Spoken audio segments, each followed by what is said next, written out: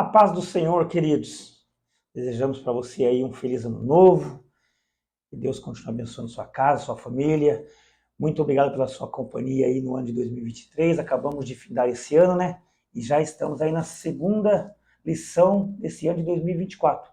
E a sua companhia aqui nos prestigiando é sempre uma bênção. Amém? Hoje estamos aqui com o nosso evangelista, irmão Kleber Odoni. Irmão Kleber, satisfação em revê-lo. Um feliz ano novo para o senhor, que Deus abençoe da casa e a família, né? E hoje nós vamos tratar, melhor dizendo, né? Vamos continuar falando, né, sobre o corpo de Cristo, origem, a natureza e a vocação da igreja no mundo. Essa é a nova temática desse primeiro trimestre de 2024, né? E a sua companhia, como eu já bem disse, é um prazer. Hoje nós vamos comentar um pouquinho aqui com o nosso irmão Kleber, a lição de número 2, aonde que vem trazer a temática das imagens bíblicas da igreja. E aqui, antes de nós fazermos já a introdução aqui do textual e a verdade prática, eu vou pedir para o nosso irmão Kleber fazer a sua apresentação. Irmão, pode ficar bem à vontade.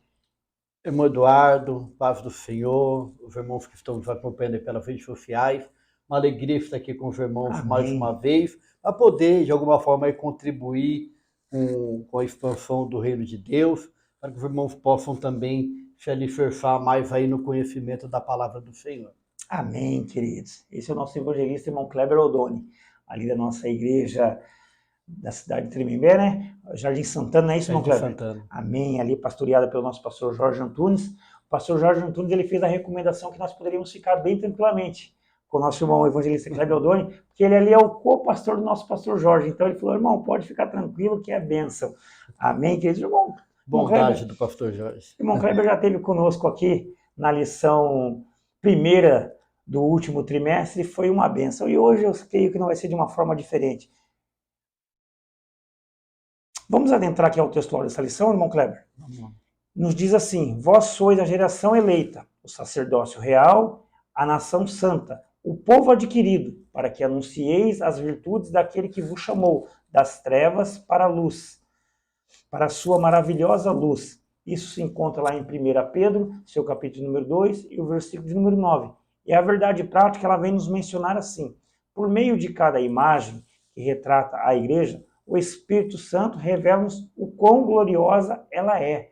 Irmão Kleber, aqui eu já faço não é uma pergunta, mas eu coloco para o senhor. O senhor quer acrescentar algo aqui? Pode ficar à vontade. Por enquanto a gente pode continuar aí. Amém. Então vamos dar continuidade aqui, queridos.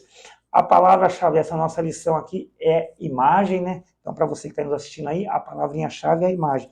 A introdução dessa aula, amados, ela vem nos dizer assim, que a Bíblia apresenta diversas imagens que revelam um determinado aspecto da natureza da Igreja de Cristo. E nesta lição, hoje, né, nós abordaremos aqui as seguintes imagens. A noiva de Cristo, a esposa de Cristo, o rebanho de Deus, a geração eleita, o sacerdócio real, a nação santa, o povo adquirido, o corpo de Cristo, o santuário de Deus e a casa de Deus. Então, fica aí na sua poltrona, bem confortável, que tem bastante temática aqui para o irmão Kleber destrinchar para nós. Irmão Kleber, pode ficar à vontade agora, o tempo e o espaço é todinho seu. Amém, irmão Eduardo. É uma lição que tem muitos assuntos, é uma lição que ela é muito abrangente, que fala sobre as imagens bíblicas da igreja.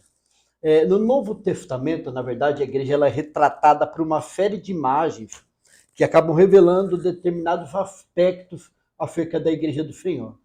É interessante que não somente as imagens propriamente ditas, como a da igreja, mas figuras de imagem também, elas são muito comuns na Bíblia. Certo. A Bíblia, ela fala ali um exemplo sobre o antropopatismo. O que é o antropopatismo? É atribuir formas humanas a Deus.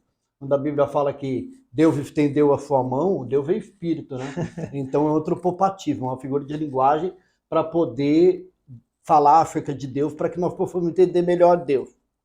Tem também o antropomorfismo, né, que é atribuir formas humanas a Deus. Tem a hipérbole, que são os exageros, né?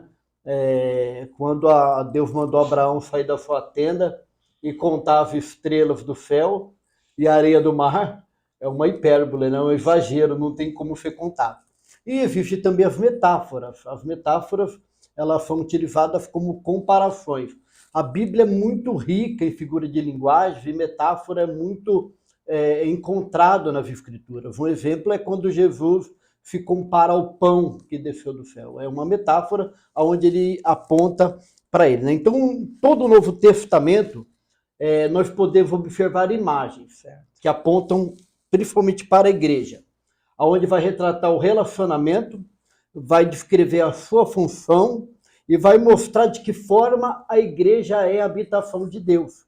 Então, é através das imagens relatadas no Novo Testamento que nós temos o meio para compreender melhor a funcionalidade da igreja. E a importância de tratar sobre essas imagens, né, porque às vezes nós fazemos uma leitura superficial da Bíblia, encontramos essas imagens, mas às vezes não sabemos o significado delas, né? Um exemplo disso é a expressão a noiva de Cristo. Isso. Que, inclusive, sobre essa expressão a noiva de Cristo, normalmente ela é utilizada para a igreja e realmente está apontando para a igreja. Mas existe uma outra linha de interpretação que não é muito comum em nosso meio, mas existe, né, na verdade é uma interpretação de Apocalipse capítulo 21, a partir do versículo 8 lá, e entendem que, algum grupo, né, entende que essa noiva está se tratando de Israel, mas não tem sustentabilidade bíblica, porque toda a Escritura, ela aponta para a noiva de Cristo como sendo a igreja, e essa imagem, aquela tem um intuito, aqui, segundo a nossa lição, de descrever um relacionamento. Um relacionamento. A Bíblia, ela usa a figura de uma noiva para representar a igreja, que no caso é a noiva de Cristo. A figura da igreja como uma noiva, ela traz a ideia de castidade, ela traz a ideia de pureza e ela traz a ideia de fidelidade. Correto. Quando nós olhamos para a cultura e para conhecermos as figuras, é muito bom conhecer o contexto cultural da época, né? Na verdade, toda a Bíblia é importante você conhecer contexto histórico, contexto cultural, contexto geográfico, porque a Bíblia não foi escrita originalmente para nós, foi escrita para os judeus, então é outro povo, outra cultura. Isso. Então, se nós não mergulharmos um pouco lá, a gente vai ter um pouco de dificuldade de compreender. Então, aqui, quando se trata acerca da figura da noiva de Cristo, ela quer apontar para a castidade, para a pureza e para a fidelidade. Porque para o judeu, a escolha de uma noiva não era qualquer pessoa. Ela deveria apontar e retratar algumas características. No nosso tempo hoje, isso parece que é meio fora de moda, né? Hoje moda, não, né? Infelizmente, vão se perdendo os valores e parece que se tornou um pouco fora de moda. Mas para o judeu, principalmente naquela época, era muito importante que a noiva ela fosse realmente pura, ela fosse casta. Então, cada uma dessas variantes, dessas características, como a castidade, a pureza e a fidelidade, que eram adjetivos que deveriam ser encontrados na noiva, elas apontavam para a qualidade que elas deveriam carregar. A castidade, ela tem a ver com ser moralmente limpa. Certo. Imaculada. Normalmente, aponta-se para a igreja como imaculada. Imaculada é sem mancha, é pura, né? E a pureza, ela aponta para a qualidade daquilo que é totalmente puro. E a fidelidade é a qualidade daquele que é fiel. Então, quando nós apontamos para a igreja, reconhecemos a igreja e observamos a igreja como a noiva de Cristo, o que a imagem ali está querendo passar é que a noiva de Cristo, que é a igreja, ela é uma igreja pura, ela é uma igreja imaculada e ela é uma igreja fiel. Então, a figura da igreja como noiva é que ela tem que se preservar, ela tem que se cuidar, ela tem que se manter pura, fiel e limpa para se encontrar com um noivo, que é Cristo, quando ele voltar para buscar a sua igreja. Amém. Só para que eu não tenha ideia, em 2 Coríntios capítulo 11, versículo 2, Paulo ele descreve a igreja como uma virgem pura. Porque para o judeu era muito comum essa expressão, porque eles levavam isso muito a sério. Na verdade, essas eram qualidades que todas as noivas deveriam apresentar antes de contrair núpcias. Então, Paulo ele acaba se utilizando de figuras do Antigo Testamento para mostrar uma realidade nos dias de hoje, uma importância também que existe nos dias de hoje. E falando sobre, ainda continuando sobre figuras, a Bíblia não trata acerca da igreja somente apontando como noiva de Cristo, mas a Bíblia também retrata a igreja como a esposa de Cristo. Olha que interessante, primeiro ele fala sobre noiva de Cristo, agora ele também fala sobre a esposa de Cristo. Quando Paulo retrata a igreja como esposa, ele está aqui tentando retratar um relacionamento que é fundamentado no amor. Mas não é qualquer tipo de amor. Nós sabemos que existem vários tipos de amor, não é? A nossa aula hoje, quem tiver interesse em conhecer, pode pesquisar, né? Isso. Mas o tipo de amor aqui é o amor ágape, um amor sacrificial. Em Efésios capítulo 5, versículo 25, Paulo diz que Cristo amou a igreja e se entregou por ela. Isso trata-se de um relacionamento que faz se entregar e se sacrificar um pelo outro. Somente Cristo era capaz de morrer em favor de um pecador. A Bíblia fala que por um justo talvez alguém poderia morrer, mas por um pecador não. Ele deixou a glória que ele tinha junto ao Pai no céu, veio aqui a essa terra, foi encontrado no corpo humano, cresceu como uma criança, nasceu como uma criança normal, embora não teve participação de homem algum. Isso. Ele teve uma adolescência normal, ele chegou à juventude como um jovem normal, ele chegou à idade adulta como adulto normal, porém sem pecar. Mas quando chegou o momento dele cumprir o seu ministério, que o ministério foi justamente vir para se entregar por nós, ele não pensou duas vezes. Ele já foi até João o Batista, ali ele foi batizado, ouve-se uma voz do céu, este é meu filho amado em que me comprazo, veio o Espírito Santo numa forma corpórea, como de povo sobre ele o leva até o deserto para que ele fosse tentado por Satanás por 40 dias e 40 noites, depois foi para Galileia, foi para Cafarnaum, desenvolveu o seu ministério até ser preso injustamente, ser condenado injustamente, ser sentenciado injustamente, ser morto injustamente. Então ele livremente se entregou por nós. Então essa figura da igreja como a esposa, pensando nesse amor sacrificial, Paulo ele entendeu isso de tal modo que ele usa essa figura também para retratar o relacionamento homem e mulher. Olha que forte, né? Que forte, que responsabilidade que é nossa. Paulo usa essa metáfora de Cristo com a igreja, a forma como Cristo amou a igreja, a forma como Cristo se entregou pela igreja, para também mostrar que o relacionamento entre homem e mulher, esposo e esposa, deve andar na mesma pegada, deve agir da mesma forma. Então, a igreja ela é retratada pela figura da noiva de Cristo, a igreja é retratada pela figura da esposa de Cristo, e a igreja também é chamada de rebanho de Deus. Percebe quantas figuras existem no Novo Testamento apontando para a igreja. E percebe-se também que parece que a maioria dessas figuras, se não todas, elas apontam, ou os escritores inspirados por Deus a descreveram, pensando em algo que era muito comum para eles no Novo Testamento, nos seus dias. Certo.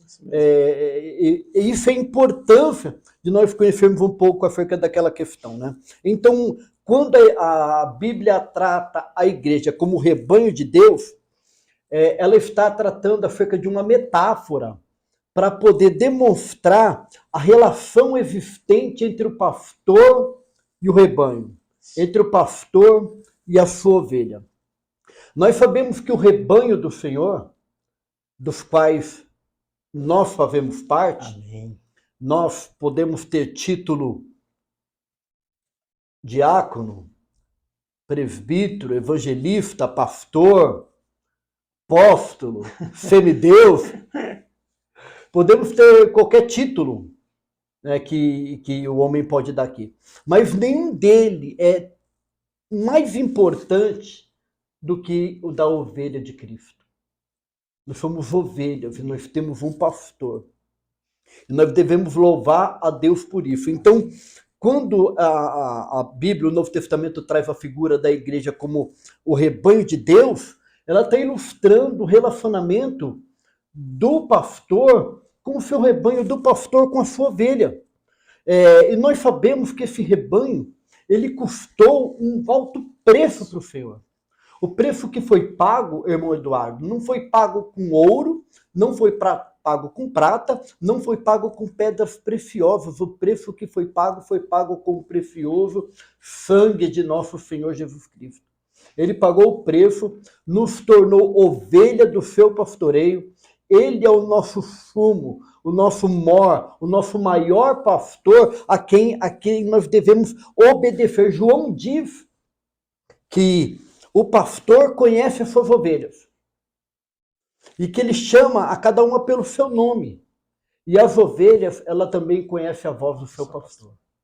Então, percebe-se que há uma duplicidade ali que deve fazer com que nós, como rebanho de Deus, possamos buscar este relacionamento de proximidade cada vez mais com o Senhor. O Senhor nos conhece, o Senhor nos chama pelo nosso nome, para que nós possamos ter um relacionamento com Ele. O problema que vem acontecendo hoje é que muitos parecem que têm deixado esse relacionamento com o pastor e têm deixado de ouvir a sua voz, ou não têm mais reconhecido a voz do seu pastor. Nós temos ouvido tantas vozes, irmão, tantas vozes, que às vezes acaba confundindo a nossa cabeça, a cabeça acaba confundindo a nossa mente. E por mais que muitas vozes tenham soado nesse mundo, nós devemos estar sempre atentos à voz do nosso pastor. A voz do nosso pastor. E quando eu falo do nosso pastor, não é somente do nosso pastor aqui na terra, quem Deus constituiu para nos liderar, para nos comandar, quem nós devemos obedecer, honrar e orar por eles também. Mas é o sumo pastor, o relacionamento com Deus. Nós fazemos parte do rebanho de Cristo. Nós somos ovelhas do Senhor Jesus. Então, nós devemos buscar ainda mais esse relacionamento íntimo e perfeito com Ele. Que maravilha, né, queridos? Que bela explanação desse primeiro tópico aqui. Amados, aqui para a gente fechar esse primeiro tópico aqui, ó, o nosso comentarista, o nosso irmão José Gonçalves aqui, ele coloca que essa imagem de relacionamento amoroso entre Cristo e a sua igreja deve ser o parâmetro para o relacionamento de todos os casais cristãos. Ou seja, a maneira como que eu trato a minha esposa, aleluia, é a forma que o Senhor assim quer que nós cuidamos da igreja, ou seja, daquele rebanho que nos fora confiado. E é tão lindo poder ouvir aqui pelo nosso irmão Kleber, né, que a ovelha, ela reconhece a voz do seu pastor. Quando o pastor fala, a ovelha, ela obedece. Nós somos a ovelha. Amém. Aonde Cristo, ele é a nossa cabeça. Louvado seja o Senhor por isso. Bom, Cleber, vamos para o segundo tópico? Vamos lá. Pode ficar à vontade aqui. Imagens que descrevem a função. Interessante, né? Então, o tópico 1, ele trata sobre imagens que promovem o relacionamento da igreja com o Senhor Jesus. Então, nós falamos sobre a igreja como esposa de Cristo, falamos sobre a igreja como a noiva de Cristo e falamos da igreja como rebanho de Cristo. Amém. Tudo isso são figuras que demonstram um relacionamento entre a igreja e o Senhor Jesus. Mas, em se tratando das imagens, elas não se limitam somente a expressarem o relacionamento entre Deus, entre o Senhor Jesus e a igreja, mas também descreve a função da igreja. Em 1 Pedro, capítulo 2, versículo 9, o apóstolo fala sobre geração eleita, sacerdócio real, nação santa e povo adquirido. Perceba que todas essas características, quando nós fazemos uma primeira leitura, nós já levamos a nossa mente lá para a nação de Israel. Né? A nação eleita, o sacerdócio real, a nação santa e o povo adquirido. Mas quando Pedro está tratando ali, ele não está falando necessariamente da nação de Israel. A nação de Israel, ela teve o seu papel, ela teve a sua importância, Deus a formou, Deus, na verdade, Deus instituiu a nação de Israel, Deus criou a nação de Israel com o único propósito para demonstrar sua glória para os outros povos por meio da nação. Infelizmente, a nação parece que não conseguiu cumprir o seu papel. Ela acabou, por vários momentos, se misturando com outros povos, fazendo o que era mal aos olhos do Senhor e toda aquela questão. Então, o que Pedro está tratando nesse texto, está querendo dizer com esse texto, é fazer com que nós saibamos qual é a nossa nova identidade, qual é a nossa missão. Então, nós podemos extrair lições valiosíssimas desse texto de Pedro e tratando de algo que é real para a igreja de hoje. Pedro diz que vós sois a geração eleita. Eu quero fazer um adentro aqui nessa questão de eleição, que às vezes os nossos irmãos que estão nos acompanhando pelas redes sociais, né? O que significa essa geração eleita, né? Há duas correntes teológicas muito importantes e muito conhecidas no meio acadêmico, que é o calvinismo e o arminianismo. Né? Não vamos tratar sobre esse assunto, é só para tentar explicar aqui acerca da geração eleita. Para o calvinista, Deus elege a pessoa por um decreto em detrimento da outra. Né? Então, Deus elege, enfim, em detrimento da outra. Na visão arminiana, Deus ele elege também. Mas o arminianismo ele segue a linha de 1 Pedro capítulo 1, versículo 2, que fala que Deus elege segundo a sua presciência. Então, Deus, de antemão, na tua onisciência, ele sabe todos aqueles que irão receber a salvação e todos aqueles também que irão rejeitar Cristo. E porque Deus sabe quem são aqueles que irão aceitar o plano da salvação, ele elege de maneira que essas coisas devem acontecer da forma que ele sabe que vai acontecer. Então, a eleição aqui, ela não é de uma forma ditatória, ela não é de uma forma como se fosse um decreto. A eleição aqui é segundo a presciência de Deus. Então, Deus, na sua onisciência, ele já nos conhecia, ele sabia a vida que nós iríamos viver antes de nós conhecermos ao Senhor, ele sabia que nós iríamos ter um encontro com ele, que nós iríamos ser convencidos do nosso pecado, da justiça e do juízo de Deus, que nós iríamos nos converter, iríamos entregar as nossas vidas a ele e que nós estaríamos aqui hoje reunidos para poder explanar acerca da palavra dele. Então, a geração eleita somos nós. Amém. Ela não pode se limitar somente a Israel. Isso. Né? Ela não pode se limitar somente aos nossos irmãos, amados irmãos calvinistas. Né? Mas nós somos a geração eleita. Pedro fala da igreja como a geração eleita. No Novo Testamento, tanto judeus como os gentios, eles fazem parte da mesma geração. Não há distinção de raça, não há distinção de cor, não há distinção de etnia, não há distinção de status social. Em Cristo, todos nós fazemos parte da mesma geração, que é a geração eleita. A geração eleita. Aquela que foi comprada pelo sangue de Cristo. Aquela que anda segundo aquilo que Cristo determinou para nós. É a igreja do Senhor. Maravilha, né? E Pedro, ele não para por aí, não. Ele ainda continua, além de vós ser a nação eleita, vós também é sacerdócio real. Uma figura que é muito comum, né? A gente fala em sacerdócio já pensa lá na Antiga Aliança. Por quê? Porque na Antiga Aliança, Deus escolheu a família de Arão e a oficializou como a família de sacerdotes. Certo? Na Antiga Aliança, essa função estava reservada somente para a tribo de Levi. Mas aqui, agora na Nova Aliança, todo cristão, ele acaba se tornando um sacerdote e acaba também realizando um sacerdócio real. Todo cristão, ele tem hoje acesso ao Santo dos Santos, ele tem a liberdade para entrar na presença do Senhor, ele tem liberdade para buscar a Deus em oração e ele tem liberdade para apresentar outros a Deus.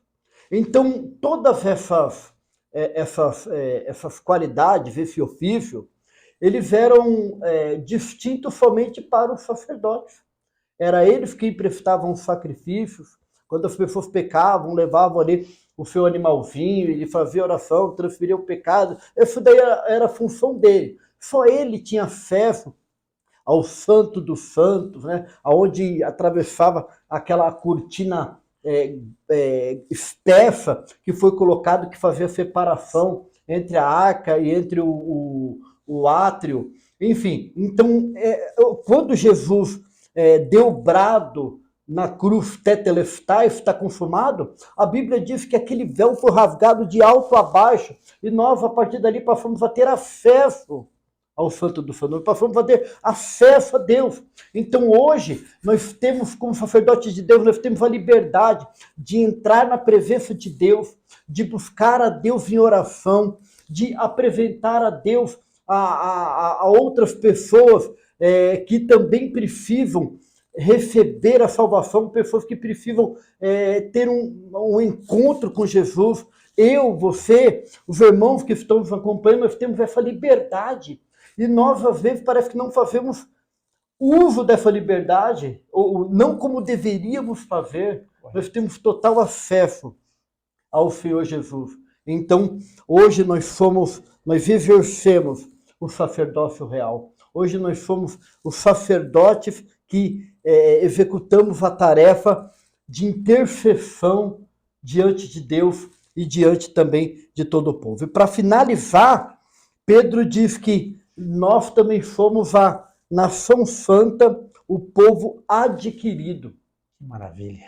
Nação santa e povo adquirido. Nós sabemos o que Israel era, nós sabemos o que eles representavam e nós sabemos o que eles deveriam ser. Israel era o povo constituído por Deus, formado por Deus. Israel representava o próprio Deus. E Israel deveria ser a luz para os outros povos. As pessoas tinham que olhar para Israel e se sentirem atraídos por Deus, querendo conhecer mais a Deus. Israel falhou na sua missão. E hoje, nós, como igreja, temos essa responsabilidade. Paulo fala que nós somos os embaixadores de Cristo aqui nessa terra. Nós somos os representantes de Deus aqui. Então, as pessoas também têm que olhar para a igreja e observar a igreja com essas características que deveriam ser apresentadas por Israel. A igreja é aqueles que foram comprados pelo sangue de Cristo. Nós pertencemos a Cristo. A igreja tem a sua função, que é evangelizar, quer levar outras pessoas a Cristo, quer glorificar o nome do Senhor, quer adorá-lo. E a igreja é aquela que aguarda o retorno do nosso Senhor. Então, tudo isso está entrelaçado. Então, nós somos a nação santa e o povo adquirido por Deus. A igreja é a nação santa, a igreja é o povo adquirido por Deus, só que todas esses benefícios também nos trazem responsabilidade. Correto. Se nós somos a igreja de Cristo, se nós somos a nação santa, se nós somos o povo adquirido, nós agora temos que consagrar a nossa vida totalmente ao Senhor. Correto. Isso é tão importante, irmão, porque quando nós olhamos para o Novo Testamento, lá nos primórdios da igreja, nós encontramos a figura de vários personagens, vários povos. Eu vou destacar 3. Existiam lá os escravos, os soldados e os devotos. Os devotos eram aqueles que se apegavam a uma divindade e passavam a adorá-la e a servi-la para o resto das suas vidas. Os soldados eles marcavam a si mesmo com o nome do general a quem eles serviam como prova da sua lealdade. E os escravos, eles eram marcados com um instrumento de marcar animais para identificá-los como propriedade exclusiva do Senhor. Nós também fomos marcados como uma propriedade exclusiva do Senhor. A marcação, ela não se deu por meio de um instrumento de marcar animais. Mas a Bíblia fala em Efésios capítulo 1, versículo 13, se não me falha a memória, que nós fomos selados com o Espírito Santo. Graças a Deus. Então o Espírito Santo nos identifica como propriedade exclusiva de Deus. Então, se nós fomos propriedade exclusiva de Deus, se nós fomos comprados pelo sangue de Cristo e nós pertencemos a Ele, nós não devemos viver mais por nós mesmos. A nossa vida deve ser totalmente consagrada a Deus. E qual é a finalidade de ter uma vida consagrada a Cristo? Qual é a finalidade? Pedro responde: para que anuncieis as virtudes daquele que vos chamou das trevas para a sua maravilhosa luz. Não foi para qualquer luz, né? Foi para a sua maravilhosa luz. Tudo é por Jesus. Tudo é por Ele. Tudo é para Ele. Por isso que a igreja, ela também é representada pela figura do corpo de Cristo.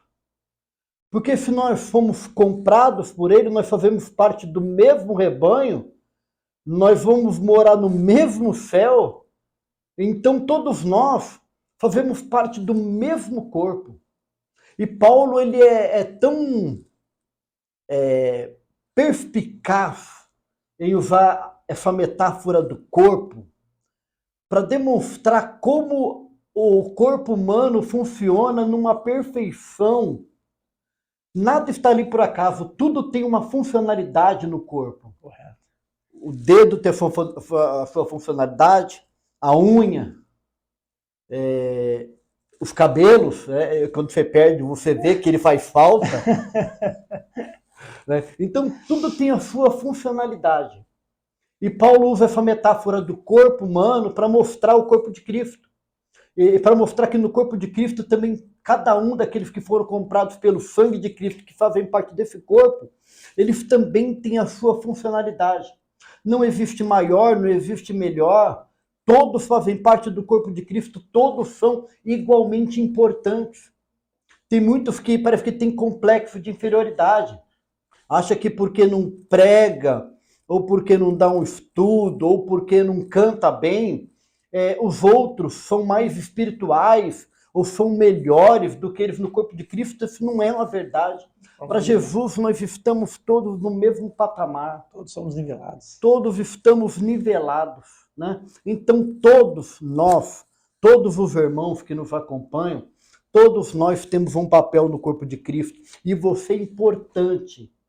Nós somos importantes para que esse corpo possa funcionar bem, para que esse corpo possa exercer toda a sua funcionalidade de uma forma precisa. Amém. É isso. Que maravilha, né, queridos? Então, para a gente encerrar esse segundo tópico aqui, ó, o nosso autor ele coloca assim: imagens como geração eleita, sacerdócio real, nação santa, povo adquirido e corpo de Cristo descrevem a função da igreja, descrevem a função que a igreja exerce diante de Deus e o mundo. Nós acabamos de aprender com o nosso irmão Kleber que nós temos a nossa importância para o Senhor Jesus Cristo. Vamos caminhando aqui para o tópico número 3, onde ele vem nos mencionar que as imagens que descrevem a habitação. Irmão Kleber, pode ficar à vontade. Já, como que é muito amplo esse assunto, né? Falamos das imagens demonstrando o relacionamento, falamos das imagens demonstrando a sua função, mostrando a funcionalidade da igreja como corpo de Cristo, e as imagens também descrevem a habitação, a igreja como habitação, né? Embora seja muito comum identificar a igreja pela sua estrutura física, os templos, né? Não é isso o que a Bíblia identifica como sendo uma igreja. Paulo, ele diz que a igreja somos nós. Paulo diz que nós somos o templo do Espírito Santo. Paulo diz que nós somos o santuário do Espírito Santo. Tem um texto que eu gosto muito, não sei se eu vou lembrar de cabeça, 1 Coríntios capítulo 6, versículo 19 e 20, Paulo fala, vós sois o templo do Espírito Santo, e ele habita em vós, e vós não sois mais de vós mesmos, porque fostes comprado por bom preço, e por isso nós pertencemos a ele. E Paulo conclui dizendo que por isso nós devemos glorificar a Deus tanto no vosso corpo, como no vosso espírito, os quais pertencem a Deus. Então, a igreja ela não se limita somente ao templo físico. Na verdade, o templo físico, se a igreja, se nós não estivermos lá, ele é apenas um templo. Nós somos o templo do Espírito Santo. Amém. Nós somos a morada de Deus. E tudo isso veio ilustrar algo que o próprio Jesus mostrou para nós aqui. Quando nós pegamos o Evangelho de João, capítulo 1, versículo 1, versículo 14, versículo 1, ele diz que no princípio era o verbo estava com Deus e o verbo era Deus. No versículo 14, ele diz que o verbo se fez carne e habitou entre nós. E vimos a tua glória como a glória do unigênito do Pai, cheio de graça e de verdade. A palavra tabernáculo, a palavra habitou ali no original, ela significa tabernaculou, ou armou tenda. Isso quer dizer que o corpo humano de Jesus foi o tabernáculo, foi a tenda onde Deus habitou aqui entre nós. Quando os homens viram a Jesus, eles viram a Deus. Quando os homens tocaram em Jesus, eles tocaram em Deus. Quando os homens se chegaram a Jesus, eles sentiram o amor e a ternura de Deus. Então, hoje nós somos esse tabernáculo de Deus. Hoje nós não somos pequenos deuses, tá? Não é isso não. Nós somos o tabernáculo, a habitação do Espírito Santo. Em Ageu capítulo 2, versículo 9, fala que lá no Antigo Testamento o Espírito Santo agia por meio deles, em situações específicas. Mas 1 Coríntios capítulo 6, versículo 19 e 20, fala que ele habita em nós. Lá no Antigo Testamento, ele agia por meio deles. Hoje ele habita em nós. Nós somos moradas do Espírito Santo. Nós somos a igreja de Cristo. Existe a igreja quanto organização e existe a igreja quanto organismo. Isso. A igreja quanto organização é o templo, a Assembleia de Deus, Ministério de Taubaté, a Assembleia de Deus Belém, Madureira, é a igreja quanto organização. Mas a igreja quanto organismo vivo somos nós. Somos nós que fomos comprados pelo sangue do Senhor, que fazemos parte da igreja celestial. Aqueles que perseveram, aqueles que vão morar com o Senhor, aqueles que aguardam a volta do Senhor, aqueles que permanecem castos, aqueles que permanecem puros, aqueles que permanecem fiéis. Esta é a igreja do Senhor. Nós somos a igreja do Senhor. E aí ele continua também falando sobre a igreja como casa de Deus. Ela fala da igreja de nós como o templo do Espírito Santo e também fala da igreja como casa de Deus. Quando ela usa acerca da figura casa de Deus, ela remonta a ideia de que numa casa habitam famílias. E que a base da sociedade são as famílias. Existe não sei como eu posso chamar isso daí, um sistema que tem sido implantado em nosso meio, já tem sido implantado já há um tempo, mas hoje tem crescendo muito, que é o marxismo cultural. A ideia primaz do marxismo é a destruição das famílias. Sem família, sem sociedade. Sem famílias, sem igrejas. Por quê? Porque a igreja ela é constituída por famílias. A relação monogâmica, a geração de filhos, isso é a família. É o padrão judaico-cristão. né? O método judaico-cristão que tem sido muito atacado nos dias de hoje. Correto. Então a igreja, como casa de Deus, ela remete à ideia de que na casa de Deus é onde moram os salvos, nós, as famílias que fazem parte da casa de Deus, que somos nós, as nossas famílias, e que devem se orientar por um padrão que glorifiquem a Deus. E qual é esse padrão? É um padrão moral que glorifique a Deus, que é norteado pelas Escrituras Sagradas. Aleluia. As Escrituras Sagradas, ela não é somente a nossa regra de fé e prática, mas ela também é o nosso manual de conduta que mostra como que nós devemos portar nesse mundo. O que a Bíblia chama de pecado lá é pecado hoje, será pecado sempre. Os usos e costumes, eles mudam de tempo para tempo, de povos para povos, geração para geração, mas a palavra de Deus, ela é imutável, ela não muda, ela permanece. Essa ideia de que tem que ser atualizada, isso não existe. A palavra de Deus é a mesma, ontem, hoje e será eternamente. Então, o padrão bíblico que norteia a igreja dentro da sociedade é a palavra de Deus. Então, nós, como casa de Deus, remonta a ideia de famílias que habitam a casa de Deus, que no caso somos nós, que fazemos parte dessa sociedade, mas que temos a mente de Cristo e que procuramos mudar este mundo, procuramos fazer com que as pessoas se sintam atraídas por Cristo, que nós sejamos reconhecidos como pequenos Cristos. Tudo isso são características daqueles que habitam a casa de Deus, que aqui lição também aponta para a igreja. E para a gente finalizar agora, o privilégio de ser igreja. Para concluir, né? O privilégio de ser igreja. Bom, o privilégio de ser igreja se dá, eu coloquei aqui, levando em conta três pontos. O primeiro, pelo fato dela ser uma instituição formada por salvos que se relacionam com Deus. Amém. É a igreja vista como a noiva de Cristo. É a igreja vista como o rebanho de Cristo.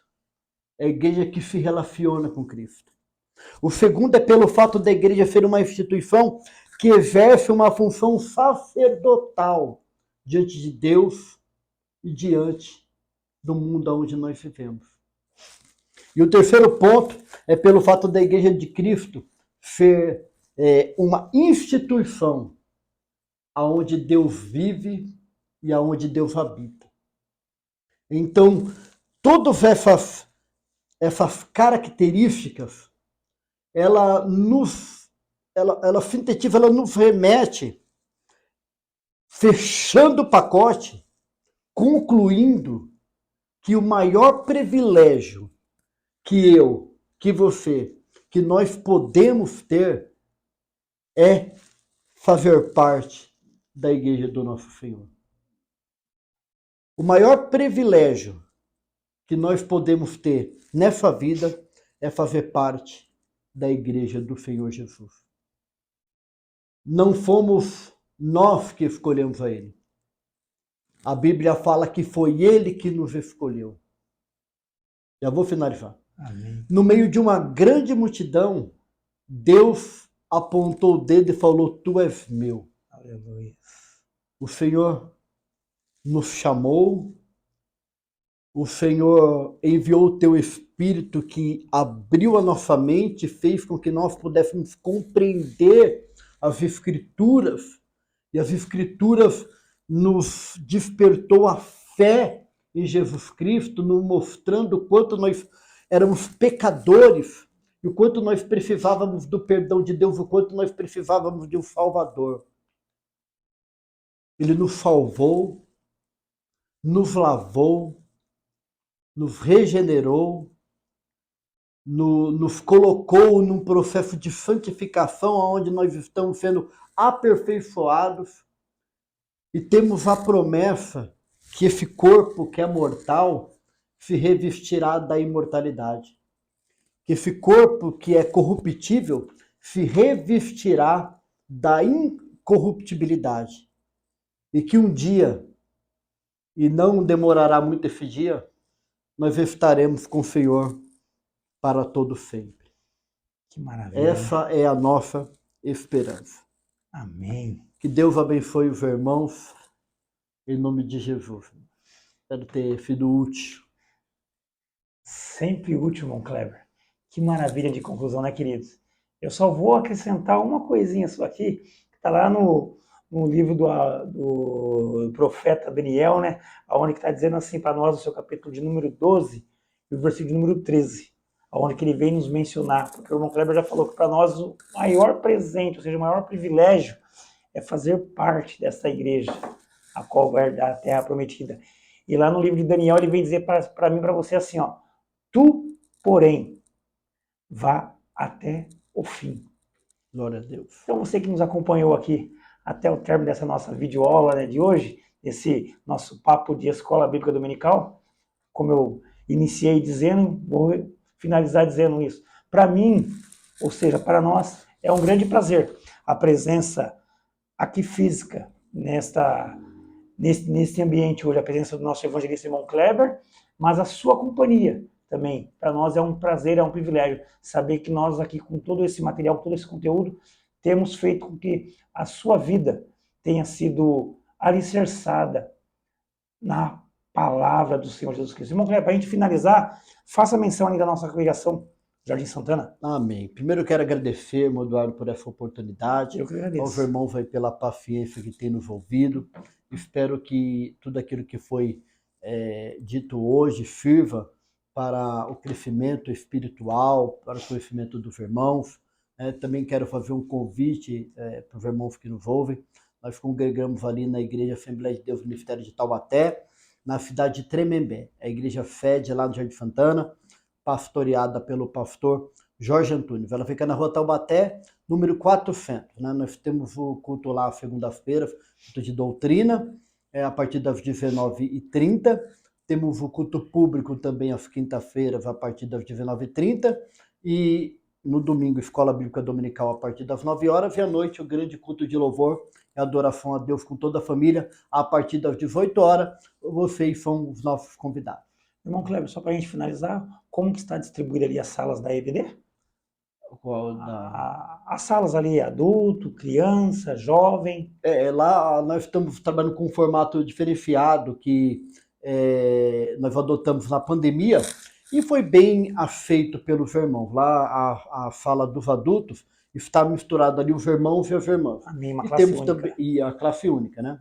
E os professores, nós também estamos para abrir o leque, dar mais oportunidades aí para os irmãos que estão começando agora, estudando e desenvolvendo esse ministério do ensino da palavra. Estamos normalmente dividindo as aulas em 2 professores. Um fala uma parte, o outro fala outra parte. Tem sido uma bênção, né? Temos também a fala dos jovens, a fala dos adolescentes e a fala das crianças também. Amém, que maravilha. Então, querido, olha só, é uma igreja bem completa. Você que nos assiste aí, mora ali na região de Tremembé, vai lá fazer uma visitinha para o nosso irmão Kleber, nosso pastor Jorge, você será muito bem-vindo. E mais uma vez eu encerro aqui hoje falando, né, Papo de Escola Bíblica Dominical. Esta foi a lição de número 2 desse ano de 2024. Porque até aqui nos sustentou o Senhor. Deus abençoe a sua vida, um forte abraço.